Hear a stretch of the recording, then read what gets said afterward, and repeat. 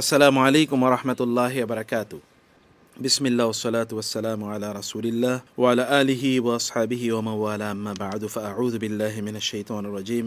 বিসমিল্লাহির রহমানির রহিম। ইন্না রাব্বাকা হুয়া আ'লামু বিমান দাল্লা আন সাবিলিহি ওয়া হুয়া আ'লামু বিল মুহতাদিন ফালা তুতি'ল মুকাযযিবিন ওয়াদ্দু লাউ তুদহিনু ফায়ুদহিনুন ওয়া লা তুতি' কুল্লা হাল্লাফিম মাহিন হাম্মাযিম মাশশাইম বিনামিম مناع للخير معتد أثيم عتل بعد ذلك زنيم أن كان ذا مال وبنين إذا تتلى عليه آياتنا قال أساطير الأولين سنسمه على الخرطوم إنا بلوناهم كما بلونا أصحاب الجنة إذ أقسموا ليصرمنها مصبحين ولا يستثنون فطاف عليها طائف من ربك وهم نائمون فأصبحت كالصريم فتنادوا مصبحين أن اغدوا على حرثكم إن كنتم صارمين فانطلقوا وهم يتخافتون ألا يدخلنها اليوم عليكم مسكين وغدوا على حرد قادرين فلما رأوها قالوا إنا لضالون بل نحن محرومون قال أوسطهم ألم أقل لكم لولا تسبحون قالوا سبحان ربنا إنا كنا طاغين قالوا سبحان ربنا إنا كنا ظالمين فأقبل بعضهم على بعض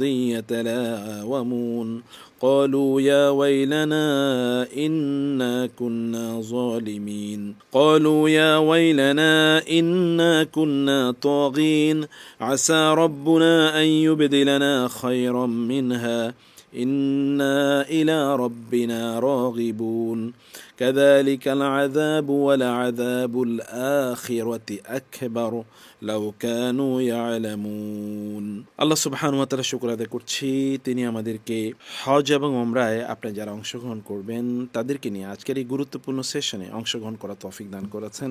এ কারণে আল্লাহ সুবহানাহু ওয়া তাআলা এর শুকর আদায় করে বলছি আলহামদুলিল্লাহ। রাসূলুল্লাহ সাল্লাল্লাহু আলাইহি ওয়াসাল্লামের উপর দুরূদ এবং সালাম বর্ষিত হোক।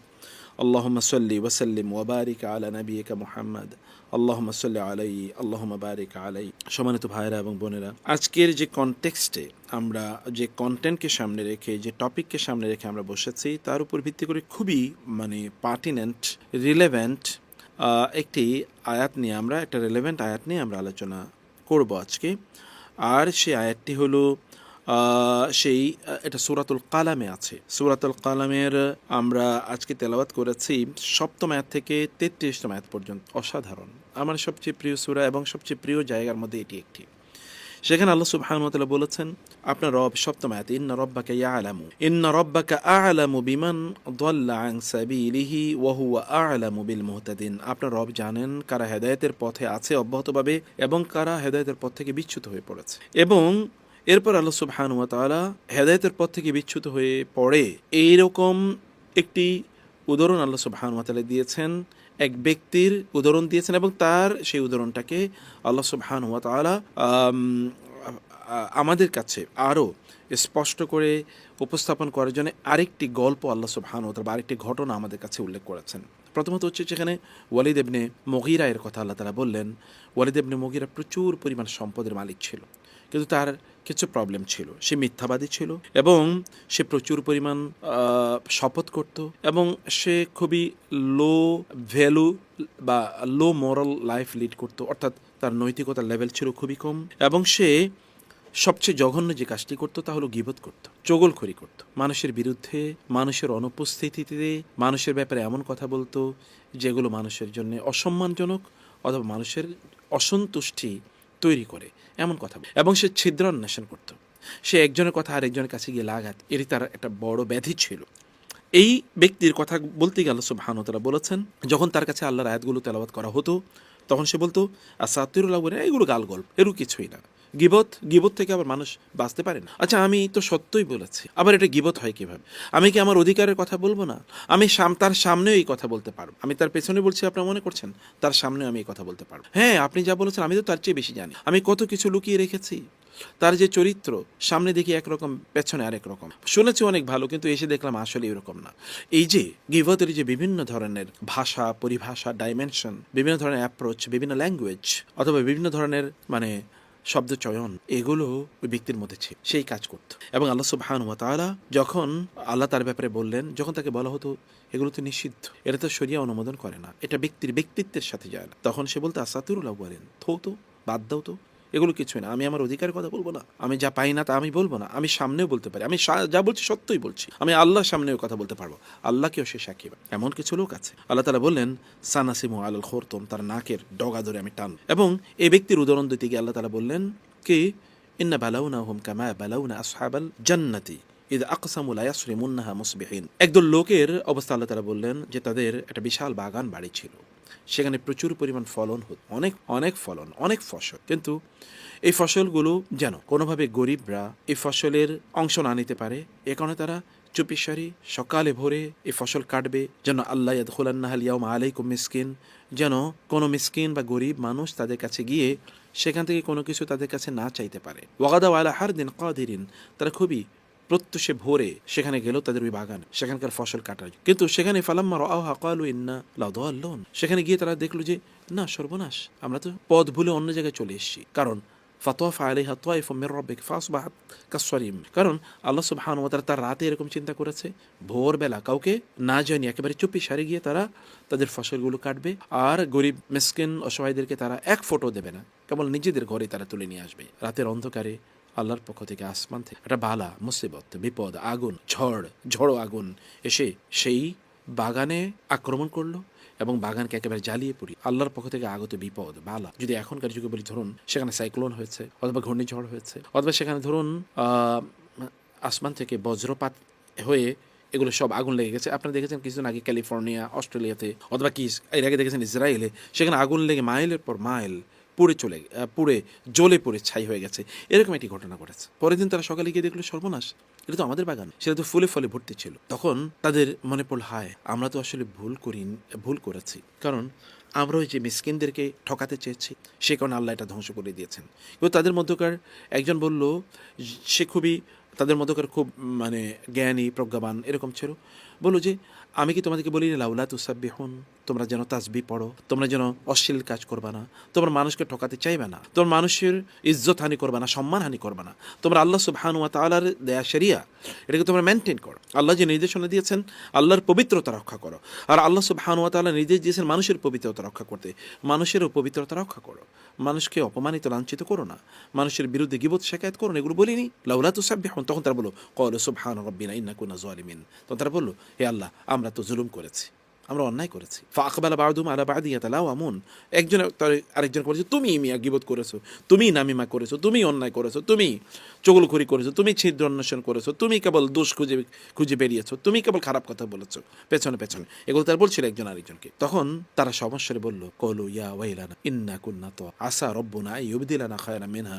ইন্না ইলা রাব্বিনা রাগিবুন। আল্লাহ বলছেন এরা পরে উপলব্ধি করেছে, কাযালিকাল আযাব ওয়ালা আযাবুল আখিরাতি আকবার, এটা দুনিয়ার উদাহরণ, কিন্তু আখিরাতের উদাহরণ হলো আখিরাতে তার জন্য আরো ভয়াবহ শাস্তি ব্যবস্থা রয়েছে, আরো ভয়াবহ, ওয়ালা আযাবুল আখিরাতি আকবার লাউ কানু ইয়ালামুন। সম্মানিত ভাইরা এবং বোনেরা, আপনি দেখেন ওয়ালিদ ইবনে মুগীরা, ওয়ালিদের গল্প বলতে গিয়ে আল্লাহ সুবহানাহু ওয়া তাআলা ওই বাগানের মালিকদের কথা কেন উল্লেখ করলে, সেগুলো আগুন সব পুড়িয়ে দিয়েছে। আপনি যদি হাদিসের দিকে তাকান, তাহলে আল্লাহ রাসূল সাল্লাল্লাহু আলাইহি ওয়াসাল্লাম আমাদেরকে জানিয়েছেন, হাসাদ অথবা গিবা এগুলো হচ্ছে আগুনের মতো। আগুন যেমনিভাবে লাকড়িগুলোকে, খড় কাঠখড়িগুলোকে একেবারে পুড়িয়ে দেয়, ঠিক তেমনিভাবে গীবত, নামিমা, শিকায়াত অথবা হাসাদ, হিংসা, বিদ্বেষ, মানুষের বিরুদ্ধে তার পেছনে কথা বলা, ব্যাকবাইট করা, এগুলো তার আমলগুলোকে জ্বালিয়ে পুড়িয়ে ছাই করে দেয়, জ্বালিয়ে পুড়িয়ে ছাই করে দেয়। আমরা সেই বিষয়ে আজকে আপনাদের দৃষ্টি আকর্ষণ করতে চাই। আমরা আল্লাহ সুবহানাহু ওয়া তাআলার কাছে শুরুতেই প্রার্থনা জানাই, আল্লাহ সুবহানাহু ওয়া তাআলা যেন আমাদেরকে গীবত ফ্রি জীবনযাপন যেন আমরা করতে পারি, সেই তৌফিক আল্লাহ তাআলা আমাদেরকে দান করুন, আল্লাহুম্মা আমিন। প্রিয় ভাইয়েরা এবং বোনেরা, আপনারা তো আপনাদের নিজেদেরকে পবিত্র করার জন্য একটা সফরে যাচ্ছেন, যে সফর থেকে আপনারা ফিরে আসবেন এমনভাবে যেন আপনাদের আমলনামায় কোনো সুবহানাল্লাহ, এটা আল্লাহর পক্ষ থেকে যে কি বিশাল বড় নেয়ামত যে আল্লাহ তাআলা আমাদেরকে এমন কিছু অপরচুনিটি দেন, যে অপরচুনিটিতে আমাদের আমলনামায় যত গুনাহ জমা হতে থাকে, যত মরিচা পড়তে থাকে, যত জং ধরতে থাকে, যত ধুলাবালি পড়ে আমাদের সেই পবিত্র কল্পটি, সেই বিশুদ্ধ পরিশুদ্ধ কল্পটি যখন মানে একেবারে দুর্বল হয়ে পড়ে, অথবা এটি যখন কালো হয়ে পড়ে, অথবা ধরুন এটি যখন খুবই মানে ধুলাযুক্ত কর্দমাক্ত হয়ে পড়ে, তখন সেটাকে আমরা পবিত্র করি, পরিচ্ছন্ন করি কিসের মাধ্যমে? ওই যে এই হজ এবং উমরার সফরের মাধ্যমে। তখন আমরা তাজকিয়া অবলম্বন করি, তখন আমরা তাজকিয়া অর্জন করি, তখন আমরা আমাদের অন্তরকে পরিশুদ্ধ করি। এই পরিশুদ্ধ করার সফরে গিয়ে আপনি কি আপনার অন্তরকে আরও অপবিত্র করতে চান, আরও ময়লা আবর্জনা পূর্ণ করতে চান, সেটিকে আরও মানে নোংরা করতে চান, সেটিকে আরও ধ্বংস করে দিতে চান, অকেজো করে দিতে চান, নষ্ট করে দিতে চান? যদি তা না করতে চান তাহলে এখন আপনাকে বুঝতে হবে আমরা এমন একটা সফরের দিকে যাওয়ার জন্য প্রস্তুতি নিচ্ছি যেটি আমাদের জীবনের শ্রেষ্ঠতম সফর। এর উপর কোনো সফর হতে মানব জীবনে এর চেয়ে উত্তম কোনো সফর হতে পারে। কারণ এই সফরটি যদি আপনার আল্লাহ কবুল করে নেন, অনুগ্রহ করে, এর যদি মাবরুর হয়, তাহলে আল্লাহ তাআলা আপনাকে এমন পবিত্র করে দেবেন যেমন কায়াউমি ওয়ালাদাতহু উম্মুহু, সেই দিনের মতো যেদিন আপনার মা মাত্র আপনাকে প্রসব করেছে। আপনি মাত্র দুনিয়াতে আসলেন, মারা গেলেই যান। এবং এই কারণে রাসূল সাল্লাল্লাহু আলাইহি ওয়াসাল্লাম বলেছেন, আল হাজ্জুল মাবরুর লাইসা লাহু জাযাউন ইল্লাল জান্নাহ। হজ্জে মাবরুর কারো যদি আল্লাহ তাআলা করার সুযোগ দেন, তাহলে তার প্রতিদান কেবল একটাই, তাহলে তিনি কেবল জান্নাতের প্রতিদান। সুবহানাল্লাহ, এইরকম একটা বিশাল অপরচুনিটি, এটা আমরা এত বিশাল একটা সফর, জীবনকে পরিবর্তনকারী সফর, এটাকে যেন আমরা কোনোভাবে ধ্বংস না করে দেই। এই সফরে আমরা কি করি? আমাদের ঘর ছাড়ি, আমাদের সম্পদ ছাড়ি, আমাদের আত্মীয়স্বজন ছাড়ি, আমাদের আরাম ছাড়ি, এবং আমাদের কত সুখের বিছানা এগুলো আমরা ছাড়ি, কত বিভিন্ন আইটেমের খাবার আমরা খাই, এগুলো সব ছাড়ি, বন্ধু বান্ধব থেকে ছেড়ে যাই, পরম প্রিয়জনদেরকে রেখে দূরে সেই মক্কায় মদিনায় আমরা যাই। কিন্তু এই যে একটা সফর, এই সফরকে সব কিছু ছেড়ে গেলাম, আরাম আয়েস সব ছেড়ে গেলাম, কিন্তু জিহ্বাটাকে কি ছাড়তে পারবো? জিহ্বার নিয়ন্ত্রণটাকে আমরা তৈরি করতে পারবো? মানে জিহ্বার অপব্যবহারটাকে আমরা ছাড়তে পারবো? সব ছাড়লাম কিন্তু জিহ্বার অপব্যবহার ছাড়লাম না, তাহলে এই সফর তো আমাদেরকে সত্যি করতে কিছুই দিতে পারবে। আমি আজকে আপনাদেরকে যেই গুনার কথা বলছি, এই গুনাহ প্রিয় ভাই প্রিয় বোন, এটি আপনার নামাজ ভাঙে না, এটি আপনার হয়তো বা ইহরামকে ছেড়ে ফেলে না, অথবা আপনাকে হজের যে আনুষ্ঠানিকতা সেগুলো হয়তো বা নষ্ট করে দেয় না, কিন্তু আপনার হজ এবং ওমরার যে পবিত্রতা এটাকে খেয়ে ফেলে। আপনার হজ এবং ওমরার যে অর্জন এটাকে একেবারে মানে ওই যে বলেছি না, যেমনিভাবে মানে আগুন যেমনিভাবে সব পুড়িয়ে দেয়, এটা একেবারে সেভাবে পুড়িয়ে দেয়। প্রিয় ভাই প্রিয় বোন, এ কারণে আমরা যে গুনাহটি নিয়ে আজকে আলোচনা করতে চাই সেটি হচ্ছে গীবত। আপনি জানেন আল্লাহ সুবহানাহু ওয়া তাআলা কোরআনে গীবতকে কিভাবে সংজ্ঞায়িত করেছেন। আল্লাহ সুবহানাহু ওয়া তাআলা বলেছেন, তোমরা কি এমন কেউ আছো যে ইয়া আইয়ুহাল্লাযীনা আমানু লা ইয়াগতাবির পরে ওয়ালা ইয়াগতাব বা'দুকুম বা'দা, তোমরা পরস্পরের গীবত করো না। কোরআনে আল্লাহ সুবহানাহু ওয়া তাআলা অনেক গুনার নামও উল্লেখ করেন নাই, কিন্তু গীবতের নাম উল্লেখ করেছেন। লা ইয়াগতাব বা'দুকুম বা'দা আইয়ুহিব্বু আহাদুকুম আন ইয়াকুলা লাহমা আখিহি মাইতান ফাকারিতুমু, তোমরা কি তোমাদের মৃত ভাইয়ের মাংস চাবিয়ে খেতে চাও? তা তো তোমরা অপছন্দ করো, কিন্তু গীবত তার চেয়ে আরো ভয়াবহ অপরাধ। আল্লাহ সুবহানাহু ওয়া তাআলা এই কথা বলেছেন। এই আয়াত যখন নাজিল হয় তখন সাহাবায়ে কেরাম, আয়াত নাজিল হওয়ার পর সাহাবায়ে কেরাম কাঁদতেন। এই জন্য তারা কাঁদতেন কারণ তারা বুঝেছেন যে এটা তো হয়ে যায় মানুষের পক্ষ থেকে, কিন্তু আল্লাহ সুবহানাহু ওয়া তাআলা কি ভয়াবহ উদাহরণ দিলেন। তিনি বললেন জীবিত ভাইয়ের মাংস খাওয়ার কথা বলেন না, মৃত ভাইয়ের মাংস। এটা কতটা জঘন্য হতে পারে! মানুষ কতটা প্রতিহিংসা পরায়ণ হলে একজন মানুষ মারা গেছে, তার মাংস যে কামড়ে খায়, আর সে যদি আপন ভাই হয় তাহলে সে কতটা মানে হিংস্রতার কত নিম্ন লেভেলে পৌঁছে গেলে মানুষ আপন ভাইয়ের মাংস, সে মৃত ভাই তার মাংস চেয়ে কামড়ে খায়, সে মাংস চেয়ে কুড়ে খায়, কিভাবে সম্ভব? এই উদাহরণ আল্লাহ সুবহানাহু ওয়া তাআলা দিয়েছেন। এটা কারণ কি জানেন? কারণ একজন মৃত মানুষ তো প্রতিবাদ করতে পারে। আপনি যখন তার বিষয়ে কথা বলেন তখন সে প্রতিবাদ করতে পারে। ঠিক তেমনিভাবে যখন কোনো একজন মানুষের অনুপস্থিতিতে তার ব্যাপারে আপনি কথা বলেন, তখন সেই মানুষ তো প্রতিবাদ করতে জানে না, সে তো প্রতিবাদ করতে পারে না। এবং একই অবস্থা দেখুন আমরা এই গীবতের ক্ষেত্রে আমরা করে থাকি। এবং সেই কারণে হজ এবং ওমরায় আমরা যখন যাই তখন নির্দিষ্ট কিছু জায়গায় আমাদের গীবত বা শেকায়েত হয়ে থাকে। আমি এরকম কয়েকটি জায়গা আপনাদেরকে আইডেন্টিফাই করব। এরপরে আমি সর্বশেষ আপনাকে বলবো ইনশাআল্লাহ যে গীবতে আমাদের কি হয়ে থাকে সে বিষয়ে আমি একটু পরে আলোচনায় আনছি আপনাদের। কিন্তু এখন যেটা আমি বলতে চাই যে প্রিয় ভাই বোন, তাহলে যে হজ এবং উমরা সফরে আমরা কী কী গীবত করি, কোথায় কোথায় গীবত করি, এটা আপনারা আগে জানুন। যদি আপনারা আগেই জানতে পারেন তাহলে হতে পারে যে ইনশাআল্লাহ আল্লাহ তাআলা আমাদেরকে এগুলো থেকে অবশ্যই অবশ্যই বাঁচিয়ে রাখবেন। আমরা আমাদের সবচেয়ে বড় সমস্যা কি জানেন? আমরা যে গীবত করি এটা আমরা বুঝি না। আলহামদুলিল্লাহ, আমরা যে গীবত করি এটা আমরা একেবারেই বুঝি না। আমরা কোথায় কোথায় গীবত করি, যেমন সফরের পথে ধরুন আপনি যখন বাসে বসে আছেন তখন আপনি ড্রাইভারকে লক্ষ্য করবেন, এই ড্রাইভারটা কেমন জানি, ও ইয়েমেনি ড্রাইভার, তো ও মিশরি ড্রাইভার, এরা এরকমই, এদের চরিত্র এরকম। পাকিস্তানি ড্রাইভার খুবই খারাপ, ওরা ৭১ আমাদের বিরুদ্ধে যুদ্ধ করছে না, ওরা এরকম। আপনি কিন্তু গীবতের মধ্যে ঢুকে গেছেন।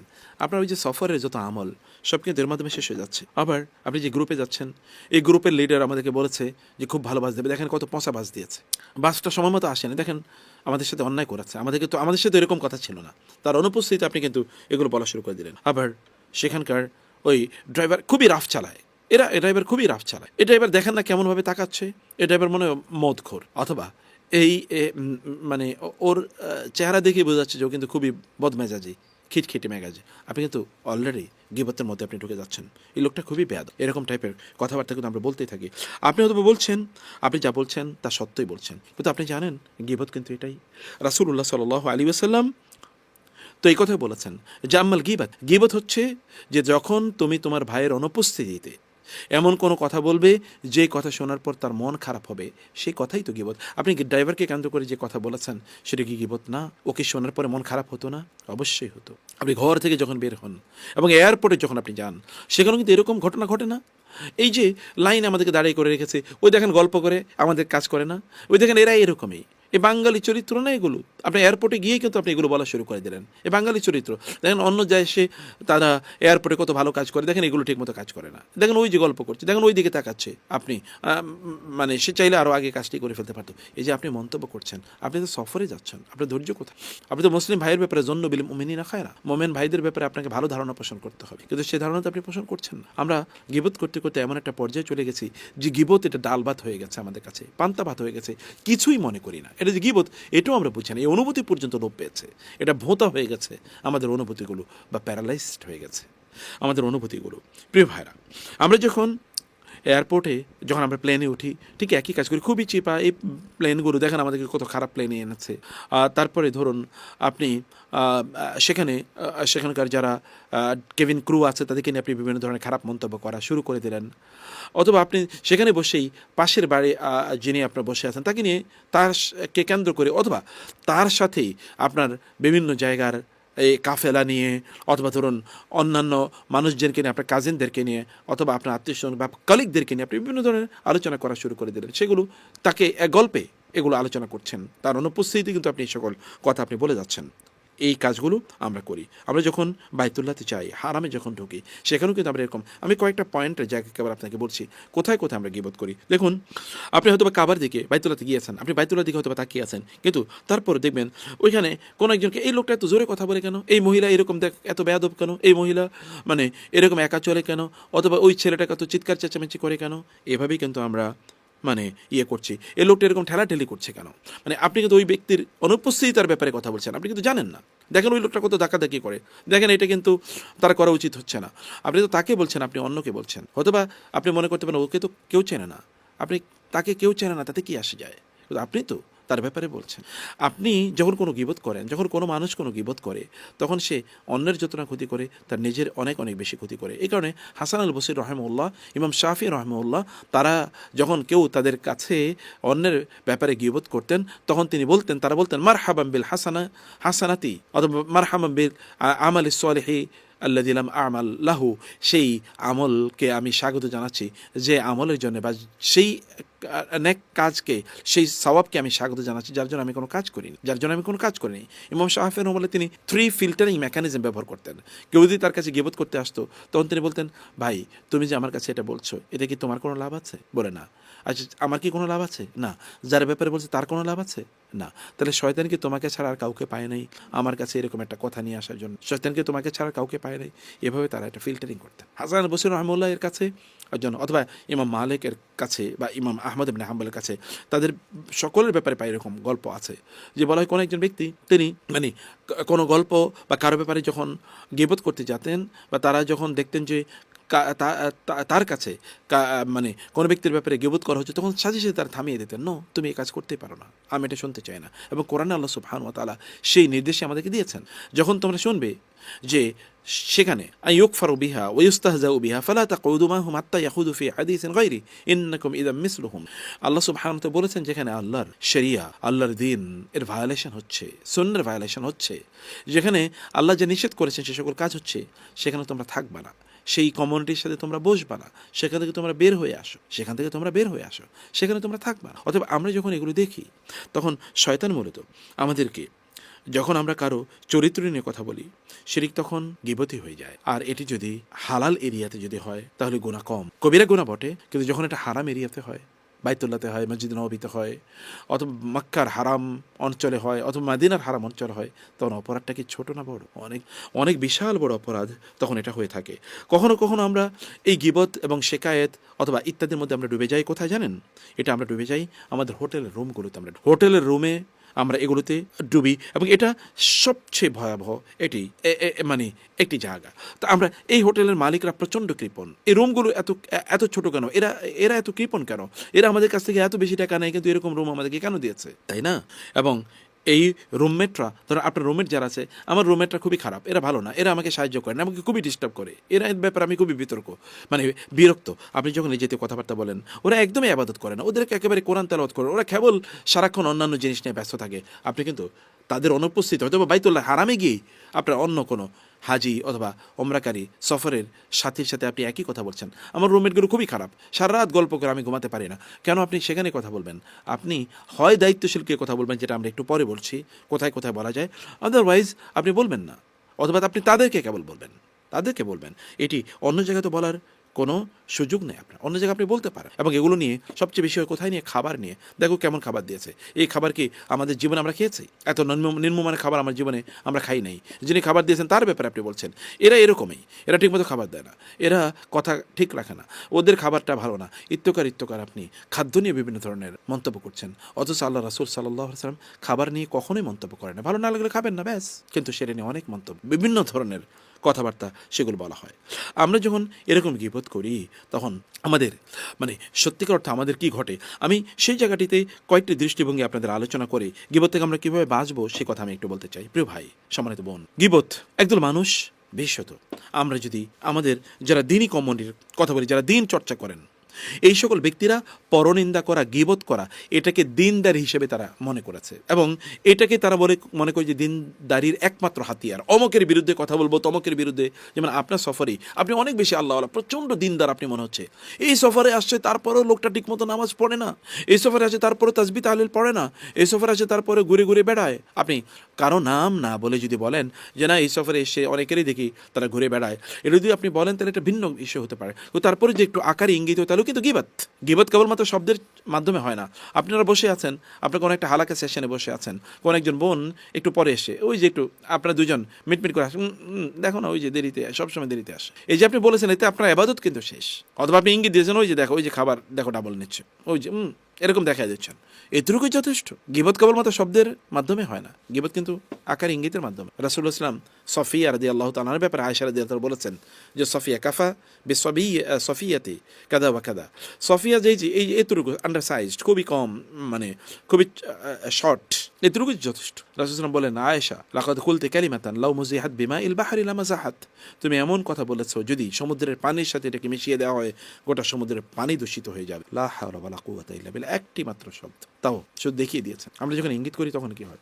ওই যে ওইরকম ওই যে এরকম এরকম আমরা এভাবে যখন বলি, এটা কিন্তু গীবত। এবং এগুলোকে অনেক লোক দিনদারির হাতিয়ার বানিয়েছে, এটাই তার দিনদারি। আমি বলবো এটা যদি আপনার দিনদারি হয়, তাহলে ওই যে ওয়ালিদ ইবনে মুগিরার গল্প কিছুক্ষণ আগে বলেছে না, ওই ওয়ালিদ ইবনে মুগিরা এবং আপনার মধ্যে পার্থক্য কি? ওয়ালিদ ইবনে মুগিরা এরকম গীবত করতো, আপনিও গীবত করছেন, ব্যাস সেম, কোনো পার্থক্য আমি দেখতে পাই না। এই গীবতকারী, আপনারা যারা গীবত করেন, আমরা বলবো যে যারা গীবত করে তাদের চরিত্র হিংস্র প্রাণীর চেয়েও খারাপ এবং নিকৃষ্ট। কারণ হিংস্র প্রাণীরা কিন্তু স্বগোত্রের মানুষের, স্বগোত্রের প্রাণীগুলোর মাংস তারা খায় না। কুকুর কুকুরের মাংস খায় না, শুকর শুকরের মাংস খায় না, গরু গরুর মাংস খায় না কিন্তু, অথবা বাঘ সিংহ বিড়াল হরিণ অথবা ধরুন বানর, এগুলো নিজেদের মাংস খায় না। কিন্তু আল্লাহ তাআলা বলেছেন যারা গীবত করে তারা তো নিজেদের ভাইদের, মৃত ভাইয়ের মাংস তারা খায়। রাসূলুল্লাহ সাল্লাল্লাহু আলাইহি ওয়াসাল্লাম বললেন, লাকাদ রাআইতু উসরিয়া বিরিজান আল্লাহু আযফার মিন নুহাসিন ইয়াখদাশুনা বিহা উজুহুম সুদুরহুম। আল্লাহ রাসূল বলেন, মেরাজের রাতে আমি দেখলাম একদল লোক, তাদের বিশাল বিশাল তাদের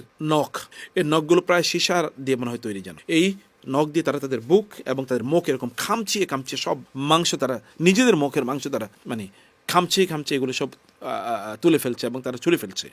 আমি জিবরিলকে বললাম, জিবরিল মান হা উলাই, এরা কারা? তখন বলা হলো, হা উলাই আল্লাযিনা ইয়াকুলুনা লুহুমান নাস ওয়া ইয়াকাউনা ফি আরাদিহিম, এরা তারাই যারা মানুষের মাংস খেত, অর্থাৎ গীবত করত এবং মানুষের সম্মানহানি করত, অর্থাৎ নামিমা করত, চগলখড়ি করত, মানুষের একজনের কথা আরেকজনের বিরুদ্ধে লাগাতো এবং মানুষকে কথার তাদের অনুপস্থিতিতে তাদের ব্যাপারে এমন কথা বলতো যে তাদের সম্মানহানি হয়, মর্যাদাহানি। প্রিয় ভাই, সম্মানিত বোন, এই কারণে যারা চগলখড়ি করে, গীবত করে, এই সকল ব্যক্তিদেরকে বলবো যারা এগুলো করেন তারা দিন থেকে বহু আগে বের হয়ে গিয়েছেন। দিন তাদের মধ্যে নাই, তাদের দিন সত্যিকার অর্থে নাই। অথবা তারা বুঝতে পারছেন, তারা নামাজ পড়ে রোজা রাখে। এ কারণে ডক্টর আব্দুল্লাহ জাহাঙ্গীর রাহিমাহুল্লাহ তিনি বলতেন যে অন্যান্যরা কাফির মুশরিকরা জাহান্নামে যাবে কারণ তাদের ঈমান নাই, আমল নাই, নামাজ নাই, কিন্তু মুসলমানরা জাহান্নামে যাবে কেবল গীবত এবং হাসাদের কারণে। এবং তিনি বলছেন আরও বেশি, তা হলো দিনই কম্মন্ডি, যারা দিন প্র্যাকটিস করে এরা জাহান্নামে যাবার, এরা তো শিরক কুফরি বেদাতি কাজ তারা করে না, তাহলে জাহান্নামে তারপরও যাবে কেন?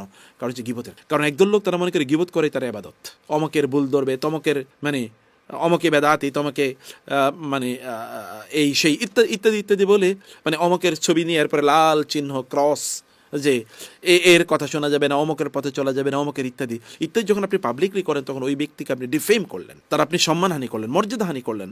এবং আল্লাহ রাসূল সাল্লাল্লাহু আলাইহি ওয়াসাল্লাম বলেছেন এরা এরকম, আপনি অনেক ইবাদতকারী তাকে দেখতে পারেন, হতে পারে আল্লাহর কাছে ইবাদত তো অন্তরের ইস্যু, এটা তো শরীরের ইস্যু না। আমরা তো শরীরের জিনিস দেখতে পাচ্ছি। আপনি যে ইবাদতই করুন না কেন, আপনার এই ইবাদত কোনো কাজে লাগবে না। আপনি দেখেন না, রাসূলুল্লাহ সাল্লাল্লাহু আলাইহি ওয়াসাল্লাম এই মুক্তাবান নাম্মাম, যারা গীবত করে, যারা নামিমা করে, তাদের ব্যাপারে রাসূল কি বলেছেন? রাসূল বলেছেন, আলা উখবিরুকুম বিআফদালি মিন দারাজাতিস সিয়াম ওয়াল ওয়াসসালাত ওয়াসসাদাকা, আমি কি তোমাদেরকে এমন আমলের কথা বলবো না যে আমলটি রওজা, নামাজ, দান, সাদাকা ইত্যাদি চেয়ে অনেক অনেক উত্তম? সাহাবায়ে কেরাম বললেন, ভালো। হ্যাঁ, রাসূল সাল্লাল্লাহু আলাইহি ওয়াসাল্লাম বললেন, ইসলাহু যাতিল বাইন, মানুষের মধ্যকার যদি কোনো মিসআন্ডারস্ট্যান্ডিং তৈরি হয়, কারো যদি সম্পর্ক হানি হয়, একজনের সাথে আরেকজনের সম্পর্ক নষ্ট হয়েছে, তাহলে সম্পর্কটা ঠিক করে দেয়া, তাদের মধ্যে যদি ভুল বুঝাবুঝি হয়, ভুল বুঝাবুঝি দূর করে দেয়া। এটা হচ্ছে কি ওই নামাজ রোজা এবং জাকাতের চেয়ে, হজের চেয়ে, মানে নামাজ রোজা জাকাত এবং সাদাকার চেয়ে অনেক অনেক উত্তম। কারণ রাসূল সাল্লাল্লাহু আলাইহি ওয়াসাল্লাম বলেছেন, মানুষের মধ্যকার সম্পর্কটা ধ্বংস করে দেয়, একজন এর ব্যাপারে আরেকজনকে উত্তেজিত করা, এবং কারো ব্যাপারে কোনো মানে এমন কোনো শব্দ বলা যেটা ডেরেগেটরি, যেটা ডিফেমেটরি, যেটা ডিফেমিং, অর্থাৎ শেমিং, কাউকে শেমিং করা, অথবা কাউকে ধরুন মানে এমন কথা বলা কারো ব্যাপারে যেটি তার মর্যাদাকে হানি করে, অন্যের চোখে তাকে ছোট করে। আপনি যখন আমাকে, আমি না তারে ভালো জানতাম, ও এইরকম, আপনার কথার কারণে যখন কেউ এরকম কথাবার্তা বলে, তখন কি হয় জানেন? তখন আল্লাহ রাসূল সাল্লাল্লাহু আলাইহি ওয়াসাল্লাম বললেন, এটা আল হালেকা। হালেকা মানে এটা তাকে একবারে কেটে দেয়। সাহাবায়ে কেরামরা বললেন, আল হালেকা কি? তখন তিনি বললেন, আমি বলি না যে এটা তার চুল হলক করে, মানে চুল মুন্ডন করে, চুলকে কেটে দেয়, না, এটা চুল কাটে না, এটা মানুষের দিন কেটে দেয়, দিন। চুল কাটে না, দিন কাটে। অথবা আপনি দিনের মধ্যেই না, দিন কবেই, আপনি নামাজ পড়লো কি হলো, দিন থেকে আপনি বিচ্যুত হয়ে যাচ্ছেন।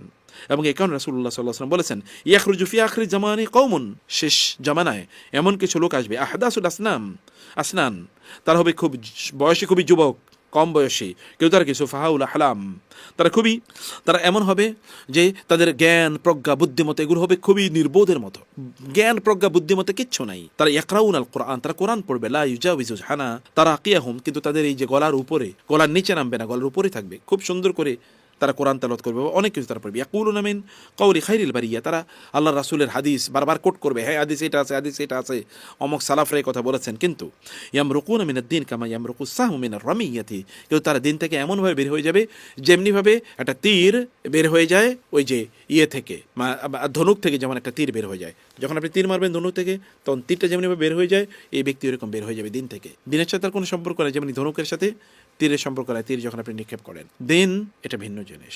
প্রিয় ভাই, সম্মানিত বোন, একজন এই যে ব্যক্তি এরকম গীবত করে, আপনি যখন এরকম কোনো গীবতের মধ্যে লিপ্ত হয়ে যাবেন এরকম একটা সফরে, তখন আপনি কিন্তু মানুষের জন্য একটা বিষ ফোটার মতো কিছু কাজ করবেন। আপনি জানেন যে ইবনে আবিদ-দুনিয়া রাহিমাহুল্লাহ তিনি তার হিলিয়াতু আল আউলিয়া গ্রন্থে তিনি উল্লেখ করেছেন যে একজন লোক মানে বাজার থেকে একজন কৃতদাস কিনে নিয়ে আসছেন, ঠিক আছে। ওই কৃতদাসের একটাই কেবল দোষ ছিল, সে ছিল কি, সে ছিল নাম্মাম। তার মানে খুবই ভালো, সব একেবারে দিনদার, নামাজি ইত্যাদি ইত্যাদি, কথিত দিনদার এবং খুবই স্কিলফুল, অনেক কিছু আছে, কিন্তু তার একটাই প্রবলেম ছিল, তারও কি ছিল, সে ছিল নাম্মাম। নাম্মাম মানে হচ্ছে সে কেবলমাত্র চগলখড়ি করতো। আনার পর এরপরে কি হয়ে জানেন, কয়েকদিন পরে এই লোকের সাথে তার বউয়ের বিচ্ছেদ হয়ে গেছে, মাথা তালাক হয়ে গেছে। কারণ কি, কারণ স্বামীর কথা গিয়ে বউরে বলতো, বউয়ের কথা গিয়ে স্বামীর কথা বলতো, এরকম মিথ্যা হাবিজাবি মিলে আসলে এরপরে সংসারই ভেঙে গেছে। কিন্তু সে কিন্তু অনেক নামাজি, অনেক কোরআন তেলাওয়াত। প্রিয় সম্মানিত বোন, আমাদেরকে এই কারণে আমরা দেখবেন যে আমরা কথায় কথায় কেবল গীবত করে, এটা আমাদের একেবারে খাদ্যে পরিণত হয়েছে। বিশেষ করে সোশ্যাল মিডিয়াতে তো এটাকে আমরা গীবতের আস্তানা বানাইছি, এখানে কেবলমাত্র গীবত, কেবল গীবত, এবং এটা আমরা আমাদের ধর্মীয় দায়িত্ব মনে করেছি, এক্সপোজড। যেমন দেখবেন মানে কি বলে, এরকম এরকম বিভিন্ন বিভিন্ন পেজ আছে, আমি দেখেছি যে কি বলেন, এইটা এক্সপোজ করা হচ্ছে, ওই পেজের কাজ হচ্ছে মানুষকে এক্সপোজ করা। এক্সপোজ মানে হচ্ছে তাকে ওই যে মানে বলেছে তার একে উন্মুক্ত করে দিলাম, খুলে দিলাম। আপনি কি উন্মুক্ত করছেন? মানুষের সম্মান, মর্যাদা। আল্লাহ রাসূল সাল্লাল্লাহু আলাইহি ওয়াসাল্লাম বাইতুল্লাহ চারপাশে তাওয়াফ করার সময় তিনি বলছিলেন, হে বাইতুল্লাহ, আমি তোমাকে নিশ্চিত করছি আল্লাহর কাছে তোমার মর্যাদার চেয়ে একজন ইমানদারের, একজন মোমেনের মর্যাদা অনেক অনেক বেশি, একজন মোমেনের মর্যাদা অনেক অনেক বেশি। এবং তিনি বলেছেন যে গোটা পৃথিবী ধ্বংস হয়ে যাওয়ার চেয়ে একজন ইমানদারের সম্মান আল্লাহর কাছে অনেক অনেক বেশি গুরুত্বপূর্ণ। তা আমরা কি করছি? মোমেনদের সম্মান আমরা নষ্ট করছি, মোমেনদের সম্মান আমরা নষ্ট করছি। এটা তো আমাদের করার দায়িত্ব নাই, এটা আমাদের করার কোনো সুযোগই আমাদের নাই। যদি এটাকে আপনি মনে করেন যে না ঠিক আছে, কোনো মোমেনের বিরুদ্ধে কথা বলা এটা আপনার ধর্মীয় অধিকার, তাহলে বুঝবেন যে এটা শয়তান আপনাকে অধিকার দিয়েছে, আল্লাহ এই অধিকার দেন না। অনেকে এরকম যুক্তি দিতে পারে যে আমাদের সালফে সালেহিন তারা তো বলেছেন যে যারা এরকম এরকম করে তাদের ব্যাপারে এই করো। কে বলেছেন এই কথা? তিনি বলেছেন অনেক সালাফ। আর আপনি কে? যিনি বলেছেন তিনি অথরিটি, তার অথরিটির জায়গা থেকে তিনি বলেছেন। আর আমি কে? আমার তো কোনো ইবাদতে নেই, আমলই নাই। আমি কি বলছি? যেটি প্রত্যেকটা সেকেন্ডে আমার ভুলের মধ্যে আমি নিমজ্জিত, অন্যায়ের মধ্যে আমি নিমজ্জিত। আমি কেমনি এই দিকে হাত বাড়াই? হাদিসের বিশারদরা তারা কোনো এক ব্যক্তির ব্যাপারে বলেছেন, ওই ব্যক্তির ব্যাপারে কে বলেছেন? এটা ইমাম বুখারী বলেছেন, ইমাম আহমদ ইবনে হাম্বল, ইমাম শাফি, ইমাম মালিক, ইমাম আবু হানিফা রাহিমাহুমুল্লাহ, তারা বলেছেন। আর আমরা ইমাম মানে ওই যে সুফিয়ান সাউরি, সুফিয়ান ইবনে ওয়াইনা, অথবা ধরুন মানে আব্দুল্লাহ ইবনে মুবারক, তারা বলছেন। এদের কথা আর আমাদের কথা, আমরা তাদের লেভেলে নিজেদেরকে নিয়ে যাচ্ছি, তাদের কোটেশন দিয়ে আমি আমার অন্যায়কে জাস্টিফাই করার চেষ্টা করছি। খুবই দুর্ভাগ্য। শয়তান প্রতিদিন আসর বসায়, কারা কি কাজ করেছে, এবং শয়তানের কাছে তারাই সেরা, যারা গীবত দিয়ে মানুষের পরিবার, মানুষের সমাজ অথবা অন্য মুসলমানদের সাথে তাদের সম্পর্ক ধ্বংস করে দিচ্ছে। সেই সকল ব্যক্তির আল্লাহর কাছে সবচেয়ে নিকৃষ্ট, শয়তানের কাছে সবচেয়ে প্রিয়। আমরা গীবত এবং নামিমা এটা কেবলমাত্র আমাদের আখেরাতকে ধ্বংস করে না, আমাদের দুনিয়া ধ্বংস করে। আমাদের দুনিয়ায় কেবল ধ্বংস করে না, আমাদের আখেরাতও ধ্বংস করে দেয়। দুনিয়াতে যে গীবত করে তাকে কেউ পছন্দ করে না। প্রিয় ভাই, আপনি মনে রাখবেন, কেউ যদি আপনার সামনে অন্য কারো ব্যাপারে কিছু বলে, অন্য কারো বিরুদ্ধে কিছু বলে, তাহলে আপনি নিশ্চিত থাকুন এই ব্যক্তি আপনার অনুপস্থিতিতে আপনার বিরুদ্ধে অন্য কারো কাছে বলবে। এটা আল্লাহর রাসূলের কথা সাল্লাল্লাহু আলাইহি ওয়াসাল্লাম। ফলে আপনি যদি কাউকে গীবত করার সুযোগ করে দেন, তাহলে এই ব্যক্তি আপনার বিরুদ্ধে গীবত করবে। কারণ গীবত হলো এটা এক ধরনের ঋণ, এটা পরিশোধ করতেই হয় দুনিয়াতে, আর আখিরাতে তার পানিশমেন্ট রয়ে গেছে। রাসূলুল্লাহ সাল্লাল্লাহু আলাইহি ওয়াসাল্লাম বলেছেন, কেউ যদি গীবত করে তাহলে সে মৃত ভাইয়ের মাংস খায়। এবং তিনি প্রমাণ দেখিয়েছেন যে যখন লোকেরা গীবত করে তখন তারা যদি বমি করতো তাহলে ওই রকম মাংস তাদের পেট থেকে বের হয়ে যেত। রাসূল সাল্লাল্লাহু আলাইহি ওয়াসাল্লাম নিজে পরীক্ষা করে দেখিয়েছেন, দেখো তোমরা বমি করো, দেখো পেট থেকে মাংস বের হচ্ছে। এবং চেহারা মাংস খেলে লাল যেমন হয়ে যায়, গীবতকারী চেহারা এরকম লাল হয়ে যায়। আল্লাহ রাসূল সাল্লাল্লাহু আলাইহি ওয়াসাল্লাম বলেছেন, কোন একজন ব্যক্তি যখন গীবত করে, গীবতের মধ্যে যখন নিমজ্জিত হয়ে যায়, আপনি হজ উমরা কি করবেন? আপনার দৈনন্দিন ইবাদত সব নষ্ট হয়ে যাবে। রাসূলুল্লাহ সাল্লাল্লাহু আলাইহি ওয়াসাল্লাম বলেছেন, আতাদরুনা মানিল মুফলিস, তোমরা কি জানো যে দেউলিয়াকে? সাহাবায়ে কেরামরা বললেন, আমাদের যার টাকা পয়সা নাই সেই তো দেউলিয়া। রাসূল সাল্লাল্লাহু আলাইহি ওয়াসাল্লাম বললেন, না, আমার উম্মতের মধ্যে দেউলিয়া হবে সেই ব্যক্তি যে কিয়ামতের দিন প্রচুর আমল নিয়ে আসবে, নামাজ, রোজা, হজ, যাকাত, উমরা, এগুলো সব করেছে, কিন্তু সে কি করেছে? মানুষের গীবত করেছে, মানুষের বিরুদ্ধে অপবাদ দিয়েছে, চগলখড়ি করেছে, ছিদ্রান্বেষণ করেছে, স্পাইগিরি করেছে, গোয়েন্দাগিরি করেছে, এগুলো করে মানুষের মানে মানুষ সম্পদ লুণ্ঠন করেছে, অথবা তাদেরকে গালিগালাজ করেছে, তাদের রক্তপাত করেছে, তাদের উপর জুলুম করেছে। ফায়ুতা হাদা মিন হাসানাতিহি ওয়া হাদা মিন হাসানাতিহি ফাইন ফানিয়াত হাসানাতুহু ক্বাবলা ইউতা ইউকদাম আলাইহি উখিযা মিন সাইয়্যাতিহি অথবা উখিযা মিন খাতায়াহুম ফাতুরিহাত আলাইহি সুম্মা তুরিহা ফিন-নার। রাসূল সাল্লাল্লাহু আলাইহি ওয়াসাল্লাম বললেন, অতঃপর যদি এই ব্যক্তির আর কোনো সওয়াব না থাকে, মানে এই ব্যক্তি এখন ওই যে সকল ব্যক্তিদের সে গীবত করেছে, ওরা এখন কিয়ামতের দিন এসে বলবে, আল্লাহ আমি এর কাছে পাই কি পাও, সে গীবত করেছে আমার বিরুদ্ধে, এই কারণে আমি তার কাছে আমার ইজ্জত হানি করেছে, আমি তার কাছে পাওনা আছে, আমার ইজ্জত পাওনা আছে। এখন সে ইজ্জত ফিরিয়ে দেবে কীভাবে, সম্মান ফিরিয়ে দেবে কীভাবে, দেওয়ার সুযোগ নাই। তাহলে করণীয় কি? ইয়া আল্লাহ, তাইলে আল্লাহ বলবেন, ঠিক আছে, তোমার আমল নামা থেকে সওয়াবগুলো তাকে দাও, সওয়াব দিতে থাকবে, আরও একজন পাওনাদার, আরেকজন পাওনাদার, আরও পাওনাদার, সব দিতে থাকবে, সওয়াব আর নাই দেওয়ার মতো। তখন বলবে, ঠিক আছে, আরও পাওনাদার রয়ে গেছে, ঠিক আছে, তোমাদের যে গুনাহ আছে এই গুনাহগুলো এবার তার আমল নামায় ঢোকাও, ওর আমল নামা, ওর অ্যাকাউন্টে এই সকল গুনাহ ঢোকাতে থাকবে। এমন এক সময় যে তার আমল নামায় আর গীবত আর কিছুই নাই, আর সব শেষ, কিন্তু তার আমল নামে একটা সওয়াব নাই, কেবল গুনায় ভর্তি। অতঃপর এই গুনাহ নিয়ে তাকে জাহান্নামে নিক্ষেপ করা হবে। ইবাদত করছেন, এই ইবাদত আপনাকে বাঁচাতে পারতেছেন। গীবত থাকা ইবাদত আল্লাহর কাছে কবুল হয় না, আর সেই ইবাদত আপনাকে বাঁচাতে পারে না। প্রিয় ভাই, এই কারণে আপনি কবর থেকে তো বিপদে থাকবেন। আপনি জানেন রাসূলুল্লাহ সাল্লাল্লাহু আলাইহি ওয়াসাল্লাম তিনি বলেছেন, আসন্ন সত্য আরও বহুত পরের কথা, রাসূলুল্লাহ সাল্লাল্লাহু আলাইহি ওয়াসাল্লাম কি একথা বলেন নাই, লা ইয়াদখুলুল জান্নাতা নাম্মামুন, একজন গীবতকারী অথবা একজন চগলখোর জান্নাতে প্রবেশ করবে না। আর রাসূল সাল্লাল্লাহু আলাইহি ওয়াসাল্লাম কি ওই যে দুইটা কবরের পাশে দিয়ে যাচ্ছিলেন, সেই কবরের বাসিন্দাদেরকে শাস্তি দেওয়া হচ্ছে, তিনি বলছেন না, কবরের আযাব থেকে তোমরা শাস্তি আল্লাহর কাছে মাফ চাও, এরা দুজনে কবরে শাস্তি পাচ্ছে। সাহাবায়ে কেরামরা বললেন যে কিসের কারণে শাস্তি পাচ্ছে, তখন তিনি বললেন, আম্মা আহাদুহুমা ফাকানা লা ইস্তানজি মিনাল বাউলি ওয়া আম্মা আল আখিরু ফাকানা ইয়ামশি বিন নামিমাতি, যে এর মধ্যে একজন সে হলো পেশাব করার সময় সাবধান থাকতো না, আর দ্বিতীয়জন সে চগলখড়ি, গীবত এবং আরেকজনের বিরুদ্ধে একজনের কথা আরেকজনের কাছে গিয়ে লাগানো, এই কাজ করে করে বেড়াতো। এবং এই কারণে আল্লাহ তাআলা তাকে এই কবরই শাস্তি প্রদান করা শুরু করে দিয়েছেন। রাসূল ইসলামকে দিনদারি কথা বলেন নাই, দুই চোয়ালের মধ্যখানের এই যে দুই চোয়ালের মধ্যখানে জিহ্বাটাকে নিয়ন্ত্রণ করা এবং দুই মানে উরুর মধ্যখানের অর্থাৎ লজ্জাস্থানকে নিয়ন্ত্রণ করলে আমি তার জন্য জান্নাতের জিম্মাদার হব, রাসূল কি কথা বলেন নাই? তাহলে আমরা যদি এটা নিয়ন্ত্রণ না করতে পারি, তাহলে কীভাবে জান্নাতে যাব? আমসিক আলাইকা লিসানাকা, জিহ্বাকে নিয়ন্ত্রণ করো। জিহ্বাকে নিয়ন্ত্রণ মানে হচ্ছে গীবত, নামিমা, শিকায়েত, হাসাদ ইত্যাদি থেকে নিজেদেরকে দূরে রাখা। এটা আমাদেরকে করতে হবে। আমি আপনাদেরকে বলছি যে আল্লাহ সুবহানাহু ওয়া তাআলা আপনাদেরকে মৌমাছি হিসেবে বানিয়েছেন। আপনার মাছি হচ্ছেন কেন? আল্লাহ তো মৌমাছি বানিয়েছেন আপনাদেরকে। মৌমাছি কেবল মধুর খোঁজে ঘুরে বেড়ায়, আপনি মানুষের চরিত্রের মধ্যে মধুময় যে দিকগুলো আছে সেগুলো খুঁজে বেড়ান। কিন্তু মাছির মতো কেন হন, যেখানে মাছি কেবল ময়লা আবর্জনায়, পচা জিনিসে, দুর্গন্ধ বলা, যত পচা সেখানে মাছি তত বেশি।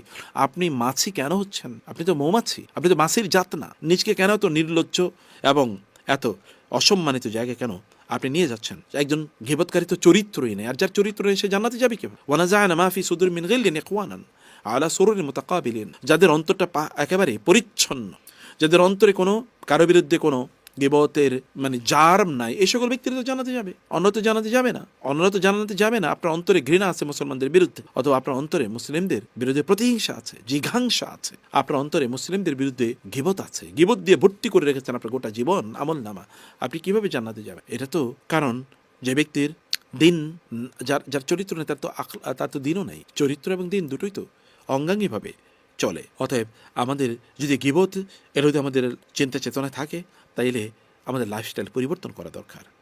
মনে রাখবেন, আপনি যদি অন্যের বিরুদ্ধে যা বলেন, আপনার বিরুদ্ধে তাই বলা হবে আপনার মৃত্যুর আগে হলেও। কারণ গীবত এটা একটা ঋণ, এই ঋণ আপনাকে মৃত্যুর আগে পরিশোধ করে যেতে হয়, এবং সেটা আপনার চরিত্রের বিরুদ্ধে কলঙ্ক লেপনের মাধ্যমে হয়। আপনি অন্যের চরিত্র এর বিরুদ্ধে কলঙ্ক লেপন করেছেন, আল্লাহ এমন মেকানিজম করে দেবেন আপনার মৃত্যুর আগে হলেও একই অপবাদ, একই গীবত আপনার বিরুদ্ধে করা। রাসূলুল্লাহ সাল্লাল্লাহু আলাইহি ওয়াসাল্লাম বলেন, আবু বারজা আল আসলামী রাদিয়াল্লাহু তাআলা আনহু তিনি বলেন, ইয়া মাশারা মান আমানা বিলিসানি ওয়ালাম ইউমিন ওয়ালাম ইয়াদখুলুল ঈমানু কলবাহু, সেই ব্যক্তি যে জিহ্বার মাধ্যমে ঈমান এনেছে কিন্তু অন্তরে ঈমান পৌঁছে নাই, লা তাকতাবুল মুসলিমিন, মুসলমানদের বিরুদ্ধে গীবত করো না, ফা ইন্না ওয়ালা তাত্তাবিউ আওরাতিহিম, মুসলমানদের তাদের গোপন খবর তথ্য এগুলো খুঁজে বেড়ায়ও না।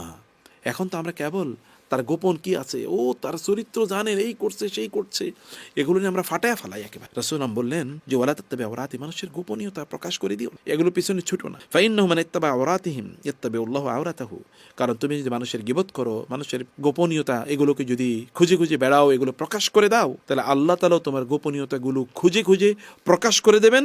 এমনকি তোমার ঘরে আল্লাহ তাআলা তোমাকে অপমানিত করবেন, লাঞ্ছিত করবেন, তোমার ঘরের সদস্যদের কাছে আল্লাহ তোমাকে লাঞ্ছিত করবেন। লা হাওলা ওয়ালা কুওয়াতা ইল্লা লা হাওলা ওয়ালা কুওয়াতা ইল্লা বিল্লাহ। প্রিয় ভাইরা, এই কারণে আমি আপনাদেরকে যেই কথাটি বলতে চাই, গীবত এগুলো বাদ দিয়ে নিজেকে উন্নয়ন করুন। আপনি সফরে যাবেন, আপনার সফরে আপনার নিজকে কেন আপনি সময় দেবেন না, আপনার নিজের উন্নয়নের জন্য কেন আপনি কাজ করবেন না? নিজকে নিয়ে কনসেন্ট্রেট করুন। আলাইকুম বিআনফুসিকুম লা ইয়াদুররুকুম মান দাল্লা ইযা ইহতাদাইতুম, আল্লাহ বলেছেন তোমাদের নিজেদেরকে নিয়ে ব্যস্ত থাকো। তোমরা যদি পথে সঠিক পথে থাকো, অন্যরা পথভ্রষ্ট হয়ে গেলেও তোমাদের কোনো ক্ষতি নাই। এটা ধ্বংসের পথ, এটা আপনাকে শেষ করে দেবে। অন্যদেরকে ভালোবাসুন, অন্যদের মাঝে ভালোবাসা ছড়ান, এবং আপনি আল্লাহর সবচেয়ে প্রিয় ভাজনদের অন্তর্ভুক্ত হয়ে যাবেন। গীবত এটা ধ্বংসের পথ। ওয়াইলুল লিকুল্লি হুমাজাতিল লুমাজা পড়েন নাই? সকল গীবতকারী এবং চগলখোরদের জন্য ধ্বংস, আল্লাহ বলেছেন, আল্লাহ বলেছেন। আর যদি আপনি মুসলমানদেরকে ক্ষমা করে দেন, তাহলে কিয়ামতের দিন মুসলমানকে যদি ভালোবাসেন, তাহলে কিয়ামতের দিন আল্লাহ তাআলা আপনাকে এমন সম্মান এবং মর্যাদার চেয়ারে বসাবেন, যেইটা দেখার পর যেখান থেকে নূর ঝরতে থাকবে, আলো। এবং এটা দেখে ইয়াকবিতুহুমুল আম্বিয়া ওয়াশ শুহাদা, নবীরা এবং শহীদরা পর্যন্ত ঈর্ষা করতে থাকবে, এত মর্যাদা ইনি কেন পেলেন, আমরা কেন আমরা যদি এরকম মর্যাদা পাইতাম। নবী রাসূল পর্যন্ত গ্রেফতা করতে থাকবে। গ্রেফতা সেটা কি? এরকম একটা নূরের সম্মানিত মর্যাদাপূর্ণ ইয়েতে আপনাদেরকে আল্লাহ তাআলা বসাবেন। আর কিয়ামতের দিন ওই যে আল্লাহর আরশের ছায়ায় আপনাকে ছায়া প্রদান করবেন। ইমানদারকে ভালোবাসুন, আপনি ভালোবাসলে তার গীবত কোনোদিনই করবেন, কোনোদিনই ভালোবাসলে গীবত করবেন না। অতএব গীবত নামিমা যেই যেখানে চলুক না কেন সেটা ইমিডিয়েটলি বন্ধ করে দেন। না, আমার সামনে গীবত চলবে না, আমি গীবত করিও না এবং গীবত করতে দেও না। আর কিছু লোকের চরিত্র হলো এরকম, যদি তারা গীবত শোনে তখন তারা এগুলোকে আরেক জায়গায়, ভাই আপনি শুনছেন কি হয়েছে, আমাদের চরিত্র এরকম। কোন এক ভাবির একটা কালো মানে একটা সন্তান জন্মেছে, সন্তান একটু কালো, তখন যে ভাবি শুনেছে সেই ভাবে গিয়ে আরেক ভাবিরে বললো, শুনেছেন আমাদের ওই ভাবির একটা কালো সন্তান হয়েছে, সন্তান জন্ম নিয়েছে কিন্তু এটা কালো। এবার দ্বিতীয় ভাবির বলছে, শুনেছেন আমাদের ওই ভাবির একটা কালো মানে নিগ্রো কালো ওই আফ্রিকানদের মধ্যে একটা সন্তান জন্ম নিয়েছে। তৃতীয় ভাবি চতুর্থ ভাবি বলেছে, শুনেছো আমাদের ওই ভাবির মানে কাকের মতো কালো একটা বাচ্চা জন্ম নিয়েছে। এবার চতুর্থ ভাবি পঞ্চম ভাবিকে বলেছে, শুনেছো আমার ওই ভাবির পেটে থেকে নাকি একটা কাকের বাচ্চা জন্ম নিয়েছে। পঞ্চম জন ষষ্ঠজন বলেছে, এই শুনেছো অমকের পেট থেকে নাকি একটা কাকের বাচ্চা জন্মেছে, সেটা নাকি আবার উড়েও চলে গেছে। কোত্থেকে কোথায় গিয়ে পৌঁছেছে। গীবত তো এভাবেই মানুষকে শেষ করে দেয়। কোথায় গিয়ে যে আপনাকে পৌঁছাবে আপনি একেবারেই জানেন না। মানুষ যারা এই জাতীয় কাজ করে আল্লাহ তাআলা বলেছেন তারা মুনাফিক। তো মুনাফিকদের অবস্থা কি হবে? ইদা জাআহুম আমরুম মিনাল আমনি আউল খাউফি আদাউ বিহি। আল্লাহ তাআলা মুনাফিকদের কথা বর্ণনা করতে গিয়ে বলেছেন যে মুনাফিকরা হচ্ছে তারাই যারা মানুষের যখন কোনো সংবাদ তারা শুনে মানুষের ব্যাপারে অথবা কোনো কারো ব্যাপারে যদি কোনো নেগেটিভ কিছু শুনে তখন তারা এটা বলে বলে বেড়ায় চারিদিকে। আল্লাহ তাআলা আমরা যেন এই কাজটি না করি সেই তৌফিক আল্লাহ তাআলা আমাদের দান করুন। আমি লাস্টে দুটো পয়েন্ট সংক্ষিপ্ত বলে শেষ করে দিই। গীবত আমাদের হজ এবং উমরাকে কীভাবে ধ্বংস করে দেয়? আমলই তো শেষ করে দিচ্ছে, আমলই তো শেষ করে দিচ্ছে। হজ এবং উমরা শেষ করে দিয়ে কীভাবে আপনি জানেন? রাসূল সাল্লাল্লাহু আলাইহি ওয়াসাল্লাম বলেছেন, রোজাদার তার মুখ এবং তার মুখকে নিয়ন্ত্রণ করতে না পারে, তার চোখকে নিয়ন্ত্রণ না করতে পারে, তার শরীরের অর্গানকে নিয়ন্ত্রণ না করতে পারে, সে তো এ রোজা থেকে কেবলমাত্র কি মানে নিন্দ্রাহীনতা মানে মানে আমরা আমরা আমরা যদি বলি যে মানে ঘুম ছাড়া সে তার রাত কাটালো, খাবার ছাড়া দিন কাটালো, এটা ছাড়া তার কোনো অর্জন নেই যদি তার মুখটাকে সে নিয়ন্ত্রণ না করতে পারে। সালফে সালিন তারা বলতেন গীবতের আগুনের মতো, কারণ আমলকে একেবারে পুড়িয়ে দেয়, যেটা আমরা আগ থেকে বলেছি। প্রিয় ভাইরা এবং বোনেরা, আপনি তাওয়াফ করছেন কিন্তু আপনার জিহ্বা হয়তো কারো সম্মান কাটছে তাওয়াফের সময়।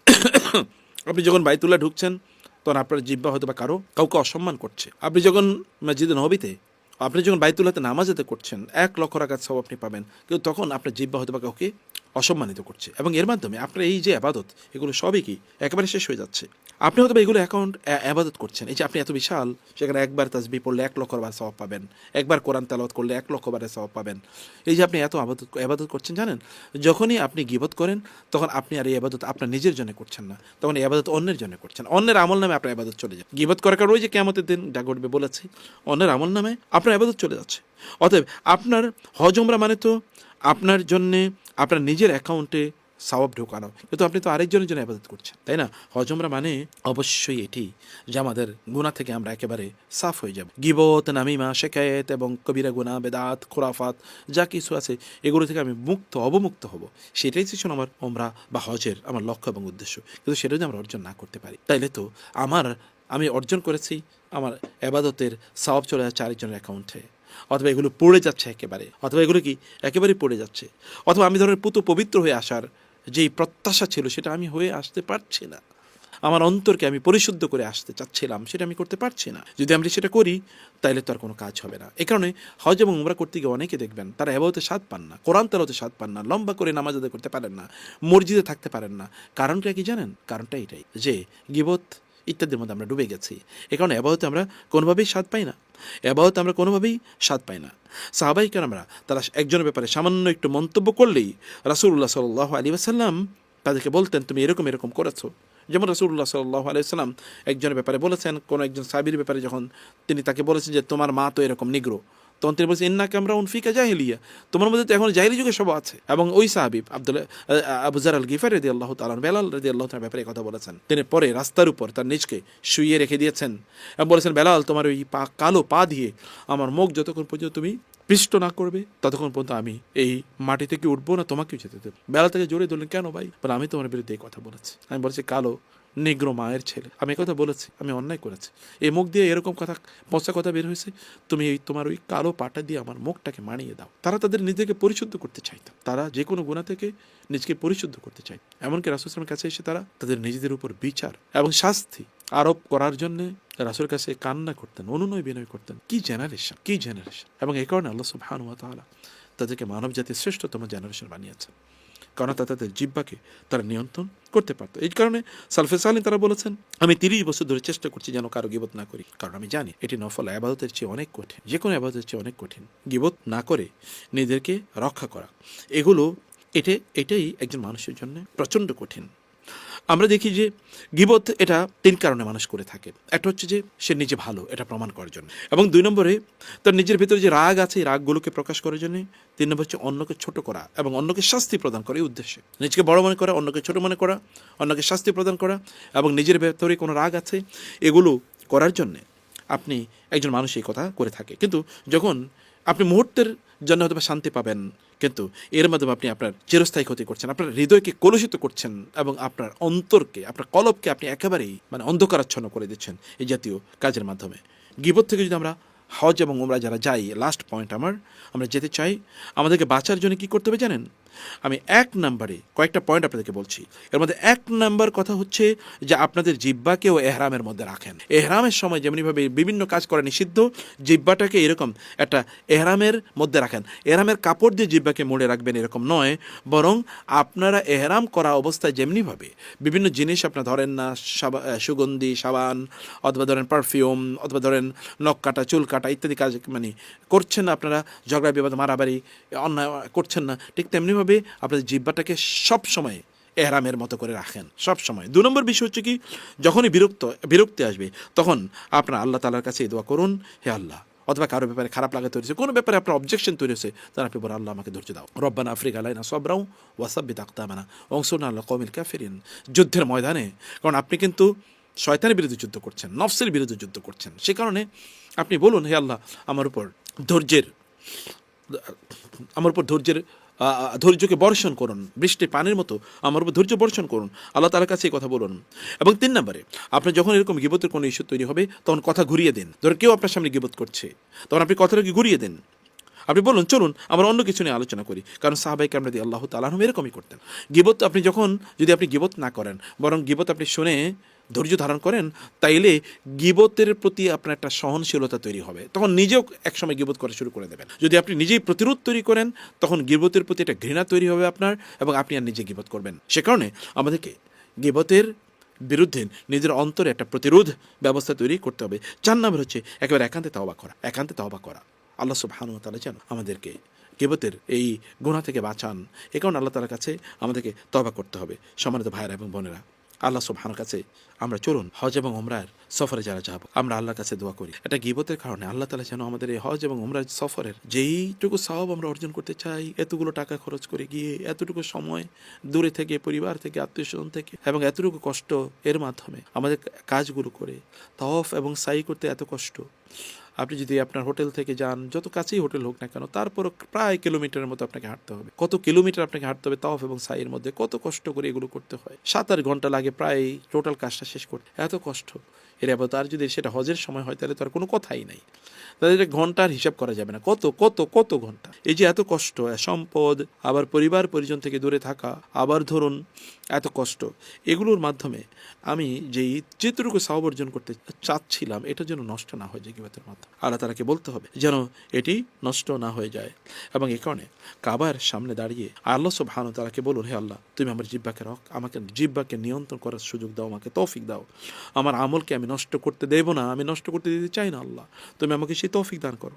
হে আল্লাহ, আমি আমার ঘর ছেড়ে এসেছি, কিন্তু আমি তোমার ক্ষমা ছাড়তে পারবো না। আমি আমার ঘর ছেড়ে আমার আত্মীয়স্বজনকে ছেড়ে এসেছি, আমার সম্পদ আমি ব্যয় করেছি আল্লাহ, কিন্তু এর কারণে আমি এমন কিছু অর্জন করতে চাই না যাতে আমার সব একবারে চলে যায়, আমার আফসোস করতে হয়। এই সব কিছুর বিনিময়ে তুমি আমাকে দান করো, যেন আমি এখান থেকে এমন কিছু অর্জন করে নিয়ে যেতে পারি যেটি আমাকে কিয়ামতের দিন বাঁচিয়ে দেবে। সম্মানিত ভাইরা এবং বোনেরা, এই কারণে আমরা লাস্টে আপনাদেরকে যে কথাটা বলতে চাই, হজ এবং ওমরা এটা কেবলমাত্র পবিত্র স্থানে তাওয়াফ করা, সফর করা, সাই করা এবং সেখানে বিভিন্ন জায়গায় অবস্থান করা ইত্যাদিরই নাম না, এবং কেবল হাঁটারই নাম না, বরং জিহ্বাকে নিয়ন্ত্রণ করা হচ্ছে হজ এবং ওমরার শ্রেষ্ঠতম কাজ। জিহ্বাকে নিয়ন্ত্রণ, জিহ্বায় আল্লাহর জিকির চলবে, তালবিয়া চলবে, তাহলিল চলবে, তাকবীর চলবে, ইস্তিগফার চলবে, দুরুদ চলবে, কোরআন তেলাওয়াত চলবে, ভালো কথা চলবে, কিন্তু হারাম কোনো কথা চলবে জিহ্বার মাধ্যমে। জিহ্বাকে নিয়ন্ত্রণ করতে পারলে সব কিছু নিয়ন্ত্রণ হয়ে যাবে ইনশাআল্লাহ।